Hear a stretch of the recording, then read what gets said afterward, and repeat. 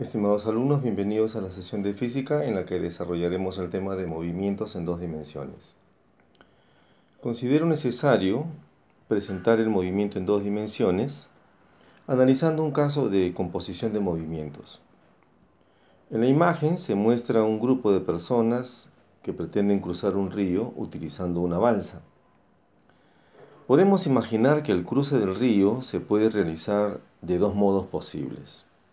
En un primer caso, las aguas están en calma y en el segundo caso las aguas están en movimiento.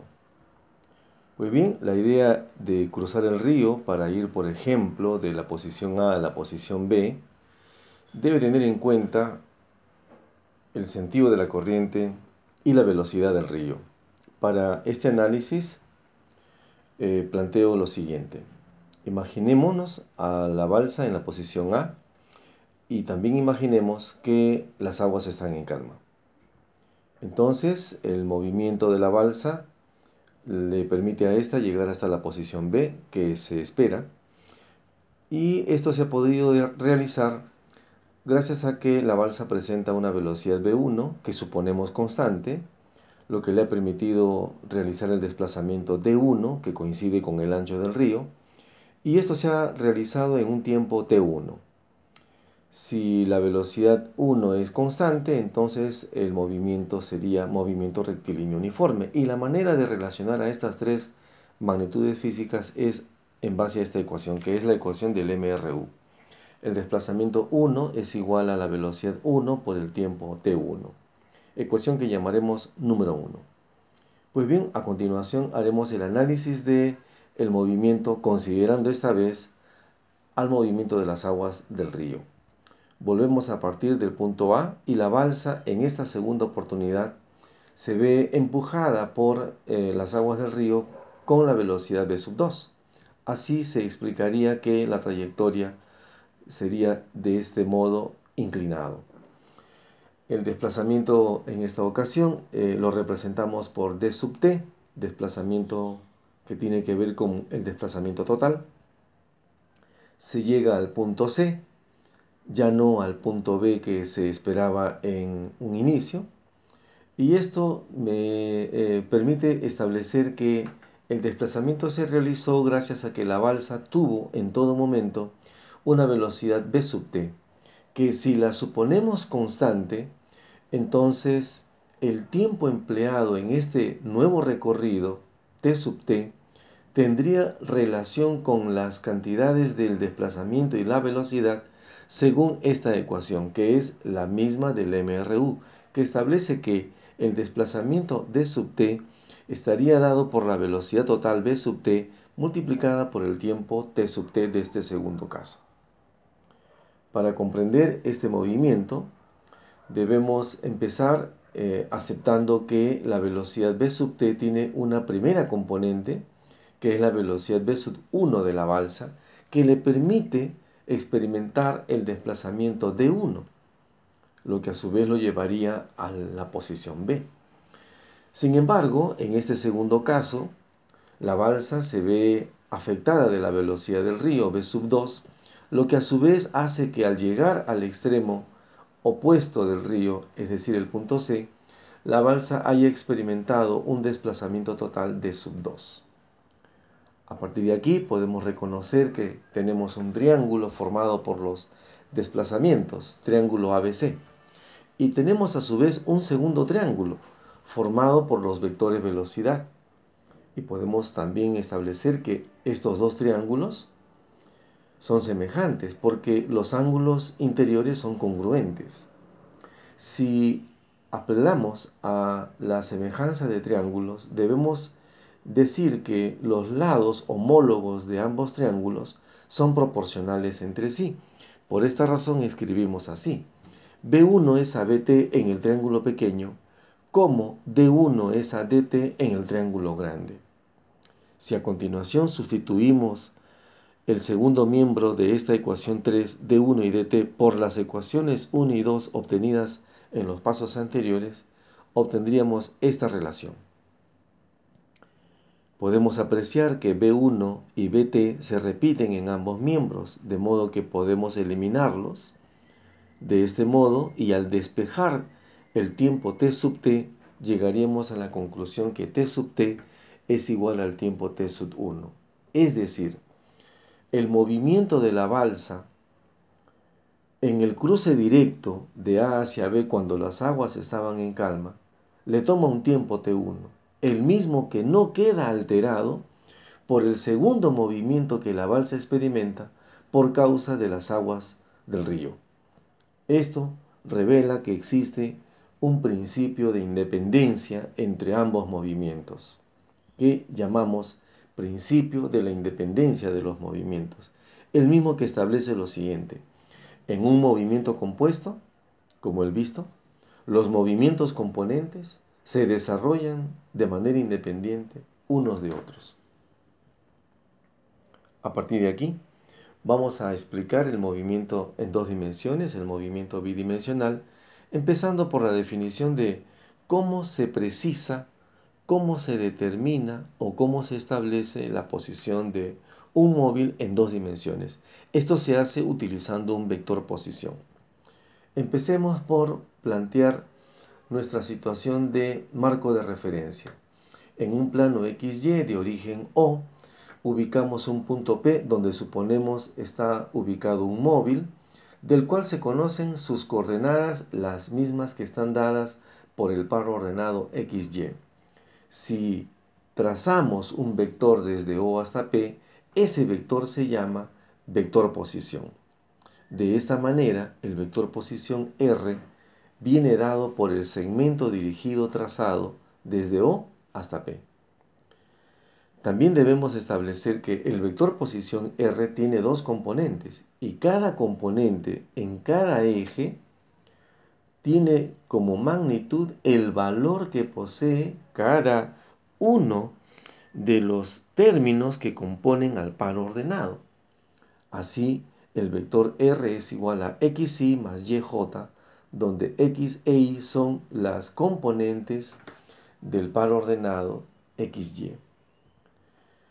Por esa misma razón, el vector posición puede ser expresado como un par ordenado xy, es decir, un punto queda definido por un vector posición cuyas componentes son las componentes del par ordenado. A continuación, estableceremos la forma de cómo definir el desplazamiento de un móvil cuando éste lo hace en dos dimensiones. Volvemos a utilizar el plano XY y suponemos un móvil ubicado en la posición A. Pues bien, esta posición A está definida por el par ordenado XA-YA. El móvil se va a desplazar hasta la posición B, la cual también está definida por un par ordenado XB-YB. Cuando el móvil se ubica en la posición A, trazamos el vector posición RA. Si el móvil realiza un movimiento indicado en este caso con la línea roja que lo conduce hasta la posición B, esta nueva posición quedará definida por el vector posición RB. Así, el desplazamiento que experimentó el móvil que se produce desde A hacia B queda indicado por el vector de color azul, que lo denotaremos como delta de R. Se ha elegido delta de R porque tiene que ver con el vector diferencia. En principio, el vector delta de R coincide con el segmento dirigido trazado desde A hacia B, es decir, de la posición inicial A hacia la posición final B. Pero también el vector desplazamiento delta de R queda definido por la diferencia de los vectores posición RB menos RA. Si deseamos obtener las componentes rectangulares del vector desplazamiento delta de R, lo que debemos realizar es una diferencia de las componentes de los vectores RB y RA. Es decir, debemos restar el par ordenado de B menos el par ordenado de A y nos quedaría esta expresión. El vector desplazamiento viene dado por la diferencia xb menos xa y más la diferencia yb menos ya j, que son las dos componentes del vector desplazamiento delta de R. Pues bien, podemos apreciar en base a esta ecuación que el estudio del cambio de posición del móvil de A hacia B se puede establecer a lo largo del eje X como también a lo largo del eje Y. En general, el movimiento en dos dimensiones se dice que es un movimiento compuesto en el que cada movimiento componente es paralelo a cada eje coordenado. A partir de aquí, trataremos de definir la velocidad de un móvil en dos dimensiones. Para ello, utilizamos nuevamente nuestro plano cartesiano XY, donde un móvil ubicado en la posición A realizará un cambio de posición hasta la posición B, siguiendo una trayectoria que es la trayectoria curva que se ha indicado. Pues bien, en principio definiremos la velocidad media, denotada como v sub m. Para determinar la velocidad media, el móvil, al cambiar de posición de A hacia B, tiene un desplazamiento que indica su cambio de posición representado por el vector rojo que denotamos como delta de r. Así, la velocidad media queda definida por esta ecuación. La velocidad media es el desplazamiento delta de r dividido entre el intervalo de tiempo delta de t que le tomó este movimiento. Pero el vector desplazamiento delta de r ya lo hemos definido anteriormente como la diferencia del vector posición rb menos el vector posición ra dividido entre el instante tb menos el instante ta. A continuación definiremos la velocidad instantánea o simplemente la velocidad del móvil en cualquiera de sus posiciones. En el gráfico se puede apreciar que para determinar la velocidad en el punto A que hemos denotado como b sub A, lo que hacemos es reducir el desplazamiento delta de r suponiendo que el móvil no está ya en la posición B, sino en posiciones anteriores que hemos indicado con B', B segunda y así sucesivamente hasta aproximarnos hasta el punto A. De esta manera, diremos que la velocidad instantánea en el punto A viene dada por el límite de la velocidad media Bm cuando el intervalo de tiempo es muy pequeño, es decir, cuando delta de t tiende a cero. Si sustituimos la velocidad media por la ecuación que la define, diremos que la velocidad instantánea es el límite de delta de r entre delta de t cuando delta de t tiende a cero. No estamos sino frente a la definición de derivada. Por esa razón, diremos que la velocidad instantánea en el punto A, por ejemplo, viene dada por la derivada del vector posición r respecto del tiempo t.